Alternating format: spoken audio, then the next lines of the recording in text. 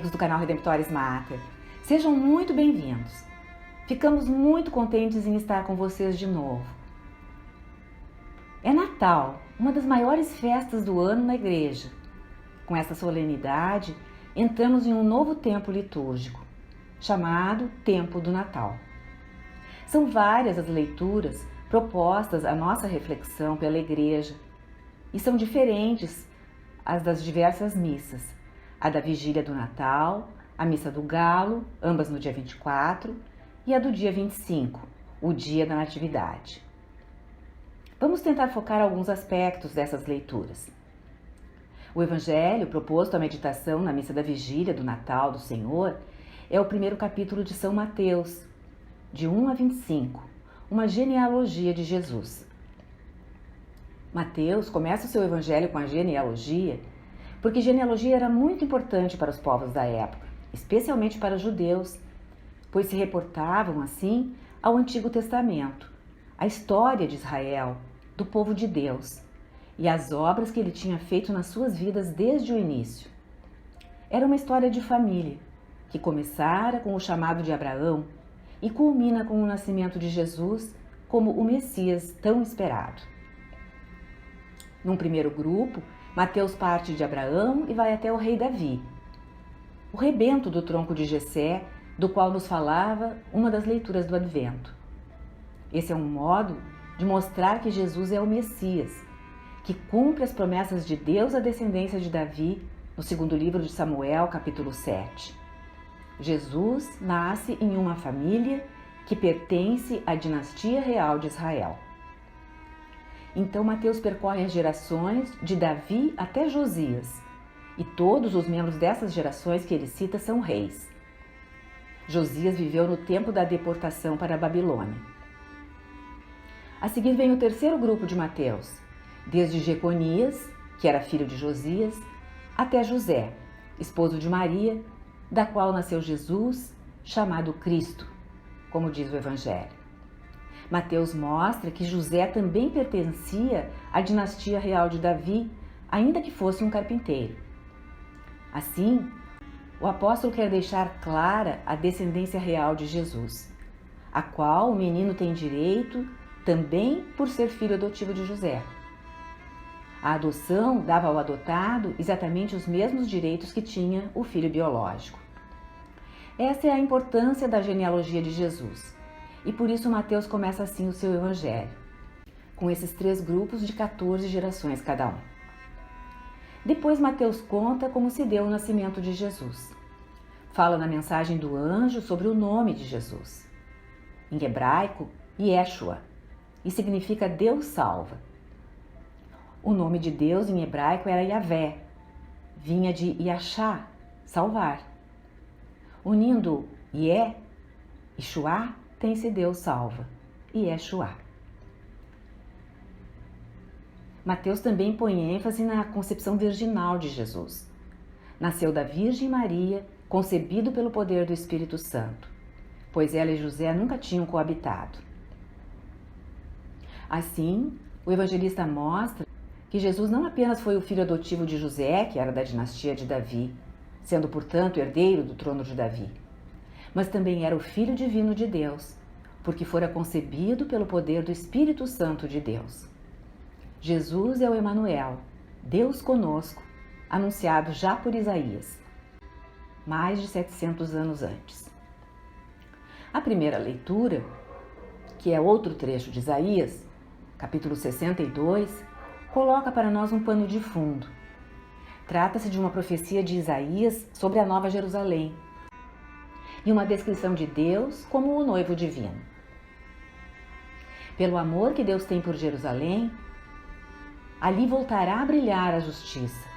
Ela vai receber do Senhor um nome novo.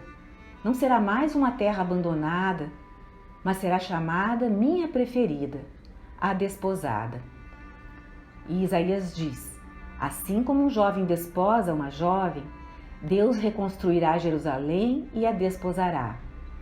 E como a recém-casada faz a alegria de seu marido, Isaías anuncia que Jerusalém fará a alegria de seu Deus. Os judeus visualizavam, no tempo em que Deus viria salvá-los, não apenas a chegada do rei, do juiz ou mesmo do Criador. Para eles, o mistério mais profundo era que Deus era o noivo. Um noivo que amava tanto a sua criatura que queria ter com ela um relacionamento de amor, como um matrimônio. Este era o plano de Deus para salvar, retirando a sua noiva do pecado e unindo-a a si, como um esposo, para toda a eternidade. Deus é o esposo ou o noivo de toda a humanidade, através do povo sacerdotal de Israel. Foi na encarnação de Jesus que se deu essa aliança entre as naturezas divina e humana, entre o céu e a terra, entre Deus e o ser humano. E esse matrimônio, essa aliança, vem a ser consumada na cruz, como ensinam os padres da Igreja, tal qual Santo Agostinho.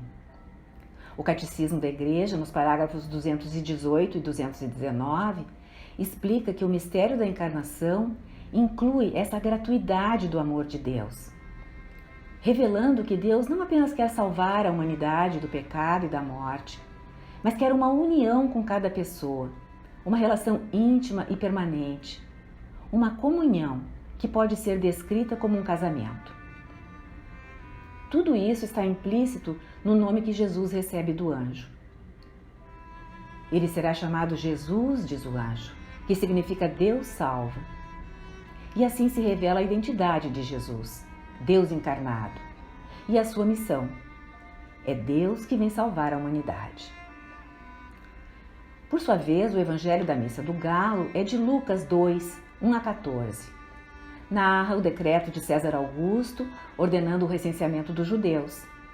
José e Maria tiveram de sair da Galiléia e ir a Belém, porque, sendo José da linhagem de Davi, precisava registrar-se na cidade de Davi, que era Belém. Ali Jesus nasceu. Anjos apareceram a pastores do lugar, anunciando-lhes o nascimento do Salvador, grande alegria para os homens, e indicando onde ele estava. Uma multidão de anjos canta aquele lindo hino: Glória a Deus no mais alto dos céus, e paz na terra aos homens por ele amados. Como o texto de Mateus, o de Lucas também está querendo revelar que Jesus é o herdeiro do trono de Davi, o esperado Messias. Por isso faz duas referências a Belém. Ainda segundo a promessa de Deus a Davi, que está em 2 Samuel 7, o reino de Davi duraria para sempre. Mais uma vez vemos que Jesus não é só o Cristo, o Messias, porque o anjo diz aos pastores que lhes nasceu Cristo o Senhor, a expressão usada para Deus pelos judeus, para não dizerem diretamente o seu nome sagrado. Logo, Jesus não é só o rei da dinastia de Davi, mas o Filho divino de Deus. Uma das leituras do Antigo Testamento para a Missa do Galo é de Isaías 9. Isaías profetiza um rei que parece ser terreno e divino, dizendo: O povo que andava nas trevas viu uma grande luz, porque um menino nos nasceu, um filho nos foi dado. A soberania repousa sobre seus ombros, e ele se chama Conselheiro Admirável, Deus Forte, Pai Eterno, Príncipe da Paz.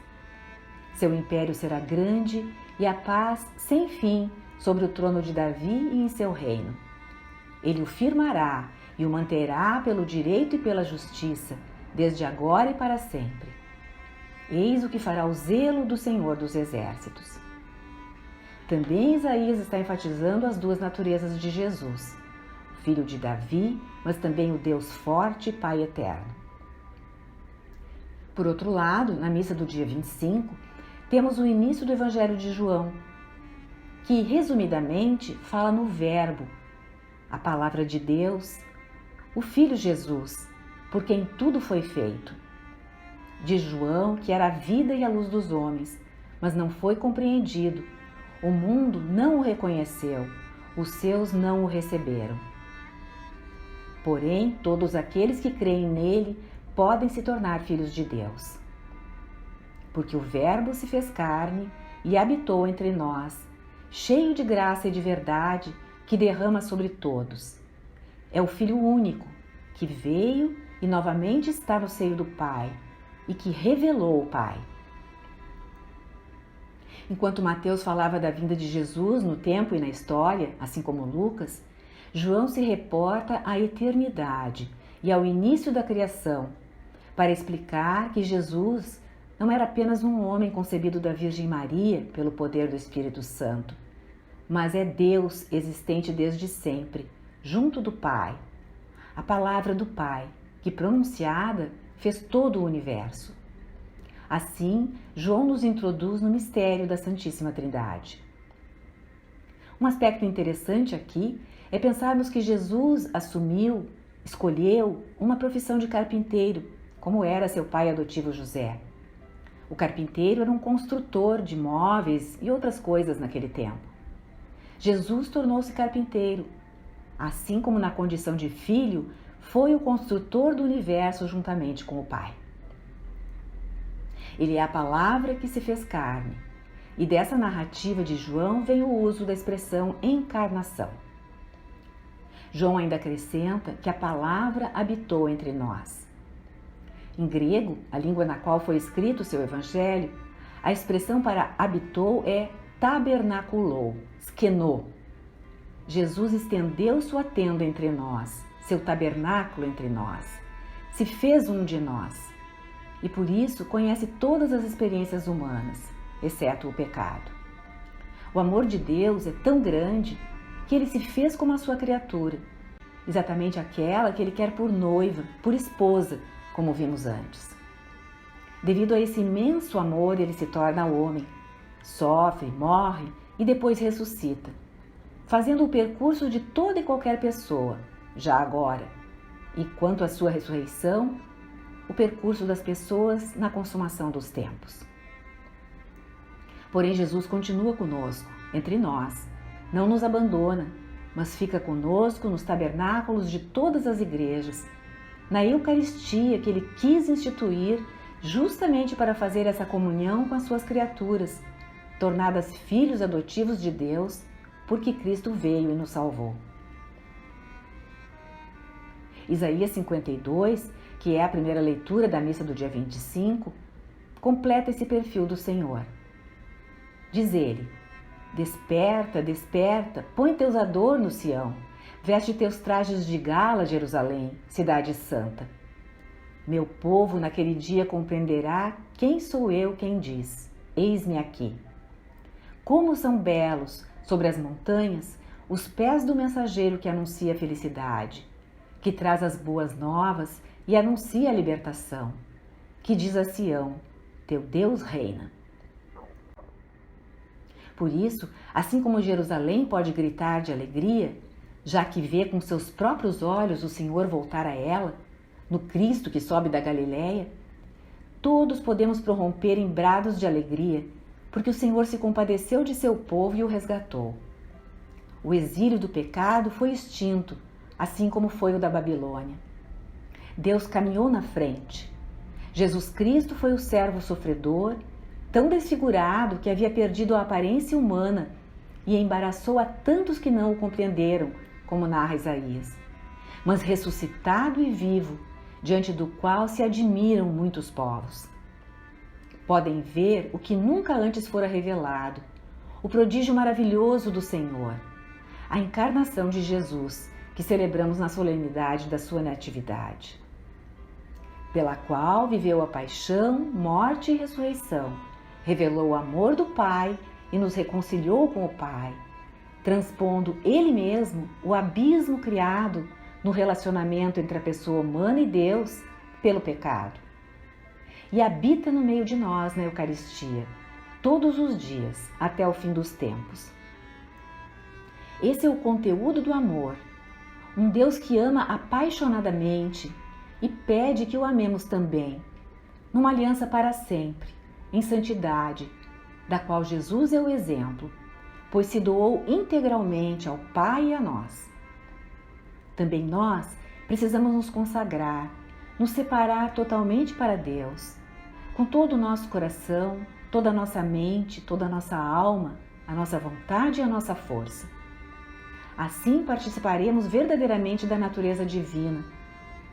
Isso significa participar da sua imortalidade, da sua santidade, da sua vida e bondade, como explica Santo Atanásio. O Filho de Deus se tornou homem para que nós pudéssemos ser divinizados, dizia o santo. É o que repetimos a cada missa por meio do Padre, quando ele mistura a água e o vinho na preparação das oferendas, e diz assim: pelo mistério desta água e deste vinho, possamos participar da divindade do vosso Filho, que se dignou assumir a nossa humanidade. O convite que se põe para nós é para recebermos, acolhermos, compreendermos esse Jesus cujo nascimento estamos celebrando, para um dia entrarmos definitivamente no coração da Santíssima Trindade e aí habitarmos para sempre. O Senhor esteja convosco, Ele está no meio de nós. E sobre você, sobre sua vida, sua família, dando muitas alegrias vindas do céu, que se manifestem também na sua vida, na vida terrena. Em nome do Pai, do Filho e do Espírito Santo. Amém. Obrigada por ter acompanhado esta postagem. Se você gostou, clique em seu like, inscreva-se no canal e acione o sininho para ser notificado de outras publicações.